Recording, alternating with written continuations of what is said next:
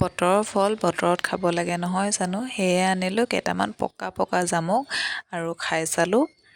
ইমানেই মিঠা আৰু টেষ্টি আছিলে নহয়, বহুত ভাল লাগিলে খাই। এতিয়া আমি ইয়াৰে জুচ বনাম আহক।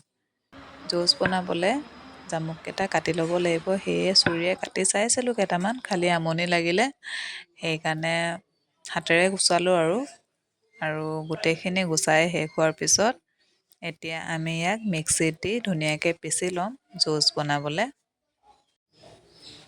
আৰু এনেদৰে কটা জামুকখিনি গোটেইখিনি মিক্সিত ভৰাই পিচি ল'লোঁ আৰু পানী অলপ এড কৰি দিলোঁ কাৰণ বহুত ডাঠ আছিলে।